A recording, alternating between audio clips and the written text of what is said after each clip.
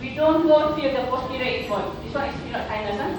So we don't go to the posterior ethmoid because if you open up everything, so the orbit will collapse into the nasal cavity, then patient will have endothermus. So that's why in orbital abscess or subperiod orbital abscess, right? So orbital abscess, you have to open up the anterior part of the lamina proprasia that is corresponding to the ethmoid sinus. Okay. So this one, for the purpose of dissection, we will open up all anterior ethmoid, posterior ethmoid, and when the junction and orbital apex, at the junction and orbital apex, you can see the optic nerve.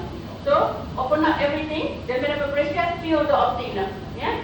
So I just want to mention that when you open up, you can see the medial rectus muscle, but anteriorly, medial rectus muscle is covered by fat.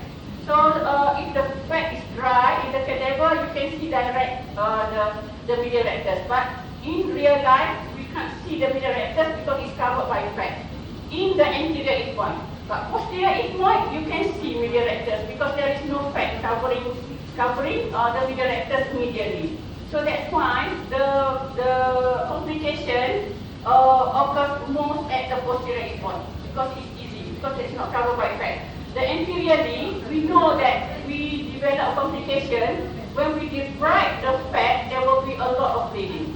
So usually we will stop, but not at the posterior ethmoid. And when the posterior ethmoid, the medial rectus here, and then at the optic nerve, there is no more covering. If you open up direct, you will see the optic nerve. Yeah. This one we must remember. So anterior is covered by fat. Posterior is not covered by fat, and then at the optic nerve is direct covered by the bone. Yeah. When we open up, because of this, when we want to open up the periorbital for the orbital abscess, we have to make an incision posterior anterior or anterior posterior. But it's not a vertical incision. It must be horizontal incision because we want to avoid from injury to the injured medial rectus. And the other one, there is an artery behind that. So if we go too deep, we can injure that artery. So that's why we open up only 3.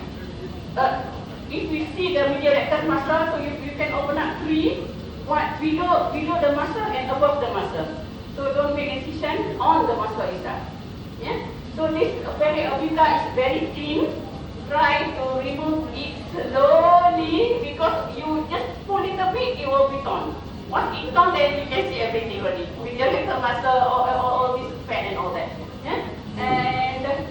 And when you remove everything, then you try to trace the anterior ethmoid artery and posterior ethmoid artery from the periorbital. You can see where the artery from the skull base go into the orbit at the skull base here. One is here and one is here. So try to do that. So I will show on the cadaver. I did already. So